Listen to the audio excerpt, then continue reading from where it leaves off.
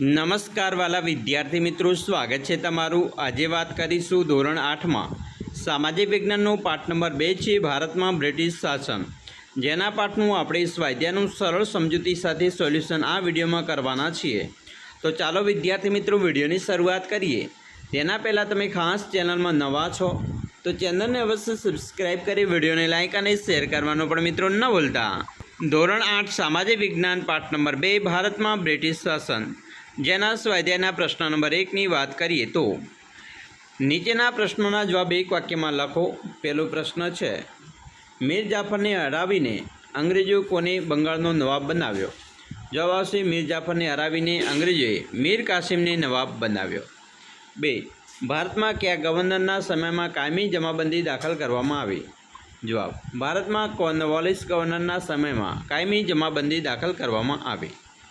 3. કયા યુદ્ધના વિજયથી અંગ્રેજોએ બંગાળમાં મહેસૂલ ઉઘરાવવાની સત્તા મળી? જવાબ, બક્સરના યુદ્ધના વિજયથી અંગ્રેજોને બંગાળમાં મહેસૂલ ઉઘરાવવાની સત્તા મળી। 4. રૈયતવારી પદ્ધતિના પ્રણેતા કોણ હતા? જવાબ, થોમસ મુનરો। પ્રશ્ન 2 એનો અ છે ટૂંકનોટ લખો। પ્રશ્ન 1, બિરસા મુંડા વિશે ટૂંકનોટ। તો બિરસા મુંડાનો જન્મ 15મી નવેમ્બર 1875માં થયો હતો। બિરસાનું બાળપણ ઘેટા બકરા ચરાવવામાં, વાંસળી વગાડવામાં અને અખાડાની રમતોમાં પસાર થયું હતું। કુટુંબની ગરીબીના કારણે બિરસા મુંડાનું બાળપણ પિતા સાથે સતત એકથી બીજી જગ્યાએ સ્થળાંતરમાં વીત્યું હતું।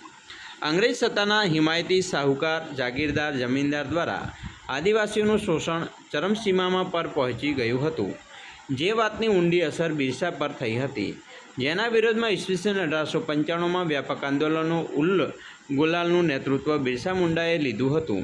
જનજાતિઓ બિરસા મુંડાના નેતૃત્વમાં મુંડા રાજ સ્થાપિત કરવા ઈચ્છતી હતી, પરંતુ આંદોલન પ્રબળ બનતા અંગ્રેજોએ બિરસા મુંડા વિરુદ્ધ ખોટા આરોપ મૂકી ધરપકડ કરી। બીજો પ્રશ્ન, રૈયતવારી પદ્ધતિ। 19મી સદીની શરૂઆતમાં ઈસવીસન 1820માં મુંબઈ અને મદ્રાસ એટલે કે ચેન્નઈના પ્રાંતોમાં રૈયતવારી પદ્ધતિ લાગુ કરવામાં આવી હતી। તેના પ્રણેતા થોમસ મુનરો હતા। તે સમયે તેઓ મદ્રાસના ગવર્નર પણ હતા। આ પદ્ધતિમાં જમીન ખેડનારને જમીનની માલિકી બનાવવામાં આવ્યો હતો। સરકારની શરત મુજબ ખેડૂતે જમીન મહેસૂલ ચૂકવવાનું હતું। આ પ્રથાથી જમીનની માલિકી હકનો કોઈ ફાયદો ન હતો।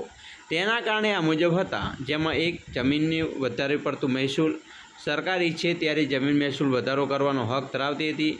3, કોઈપણ સ્થિતિમાં અનાજ ન પાકે કે નાશ પામે તો પણ રૈયતે જમીન મહેસૂલ તો આપવું પડતું હતું। 3, મહાલવારી પદ્ધતિ। મહાલવારી પદ્ધતિનો અમલ ઉત્તર પશ્ચિમ પ્રાંત અને મધ્ય ભારતના કેટલાક પ્રદેશોમાં થતો હતો। હોલ્ટ મેકેન્જી નામના અંગ્રેજ અધિકારીએ ઈસવીસન 1822માં મહાલવારી પદ્ધતિ દાખલ કરેલ। બ્રિટિશ મહેસૂલ ના રેકર્ડમાં ગ્રામ અથવા ગ્રામના સમૂહ માટે મહાલ શબ્દ પ્રયોગ થતો હતો। મહાલનો એકમ ગ્રામ અથવા ગ્રામનો સમૂહ હતો। આ પ્રથા અનુસાર મહેસૂલનો એકમ ખેડૂતને ખેતર નહીં પણ સમગ્ર ગામ કે ગ્રામની જમીનના સમૂહનો સમાવેશ થતો હતો।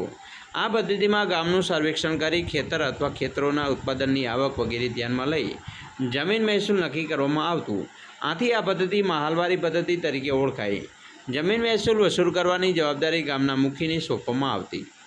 પ્રશ્ન 3 નો બ, નીચેના પ્રશ્નોના જવાબ લખો। 1, કાયમી જમાબંધી પદ્ધતિમાં ખેડૂતોનું શોષણ કેવી રીતે થતું હતું? જવાબ, ખેડૂતે નિશ્ચિત કરેલો મહેસૂલ જમીનદારને આપવું પડતું।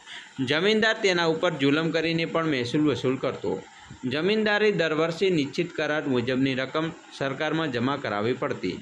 તેમ છતાં કાયમી જમાબંધી જમીનદારોની તરફદારી કરતી હતી। જોકે શરૂઆતમાં જમીનદારોએ થોડું સહન કરીને નક્કી કર્યા મુજબનું મહેસૂલ આપવું પડ્યું। જે મહેસૂલ ન ભરી શકે તેમની જમીન જપ્ત થઈ, પણ પાછળથી જમીનદારો જમીન ખરીદવા લાગ્યા। બંગાળમાં ખેડૂતોના ઘણા વિદ્રોહોને કારણે અન્ન ભંડાર તરીકે ઓળખાતું બંગાળ કંગાળ બન્યું। આમ કાયમી જમાબંધી પદ્ધતિમાં ખેડૂતોને શોષણ થતું હતું। 2, 18મી સદીમાં ભારતમાં ખેતીની સ્થિતિ કેવી હતી? જવાબ, 18મી સદીમાં ભારતમાં ખેતીમાં મુખ્યત્વે ગળી, કપાસ, કાચું રેશમ, અફીણ અને મરી જેવા પાકોનો સમાવેશ થતો હતો। ભારતમાં આ પાકોની ખેતી કરવા માટે અંગ્રેજો દ્વારા ખેડૂતોને મજબૂર કરવામાં આવતા હતા। વળી ખેડૂતો ઉપર જુલમ પણ ગુજારવામાં આવતો હતો। આ ખેત પેદાશોને અંગ્રેજે ઇંગ્લેન્ડ લઈ જઈને યુરોપ તથા અન્ય દેશોમાં જ્યાં વધુ માંગ હોય ત્યાં વેચતા હતા। 3, યુરોપિયન દેશમાં ભારતીય ગળીની માંગ કેમ વધવા લાગી હતી? જવાબ, ઈસવીસન 1790 સુધી યુરોપીય દેશો ગળીનો પુરવઠો કેરેબિયન દેશોમાંથી મેળવતા હતા, પરંતુ તેનું ઉત્પાદન ઘટવાથી ભારતીય ગળીની માંગ વધવા લાગી હતી. વળી ભારતની ગળીનો રંગ ચમકતો હતો તે રીતે ઉપસતો હતો. આવો રંગ અન્ય ગળીથી ઉપસતો ન હતો, તેથી યુરોપિયન દેશમાં ભારતીય ગળીની માંગ વધવા લાગી હતી. 4. અંગ્રેજ શાસનમાં જનજાતિઓની પ્રવૃત્તિઓ વિશે જણાવો. જવાબ: અંગ્રેજ શાસનમાં જનજાતિઓની પ્રવૃત્તિઓ નીચે મુજબ છે, જેમાં કેટલાક જનજાતિ સમૂહો ખોરાક એકઠો કરી જીવન જીવતા હતા. જનજાતિ લોકો પશુપાલન સાથે સંકળાયેલા હતા. ઋતુ અનુસાર તેઓ ઘેટા બકરાનું કે ગાય ભેંસનું ધણ લઈ સ્થળાંતર કરતા. ઓડિશાના જંગલોમાં રહેતા ખોંડ સમુદાયના લોકો ટોળીઓ બનાવી સમૂહમાં શિકાર કરતા, તેમજ જંગલોમાંથી ફળ, કંદમૂળ, ઔષધિઓ અને જડીબુટ્ટીઓ એકત્ર કરતા. જંગલોમાંથી મેળવેલ વસ્તુઓ સરખા ભાગે એકબીજાને વહેંચતા અને તેની સ્થાનિક બજારોમાં વહેંચતા હતા. ખોંડ જનજાતિના લોકો કાપડ વણવાનું, ચામડા કમાવાનું અને તેને રંગવાનો વ્યવસાય કરતા હતા. ચામડાના રંગકામ માટે કસુંબી અને પલાશના ફૂલોનો ઉપયોગ કરતા હતા. આ સમયે દેશમાં આદિવાસી સમૂહ બે પ્રકારની ખેતી સાથે જોડાયેલા હતા, જેમાં એક સ્થળાંતરિત ખેતી અને બીજી સ્થાયી ખેતી. પ્રશ્ન 3, જેમાં વિકલ્પ સ્વરૂપે છે. પહેલો પ્રશ્ન છે, ભારતમાં ગળી ઉત્પાદનની કેટલી પ્રથા હતી? જવાબ આવશે બી, 2. બીજું, ઈસવીસન 1820માં કયા બે પ્રાંતોમાં રૈયતવારી પદ્ધતિ લાગુ કરવામાં આવી હતી? જવાબ બી, મુંબઈ અને મદ્રાસ એટલે કે ચેન્નઈ. 3.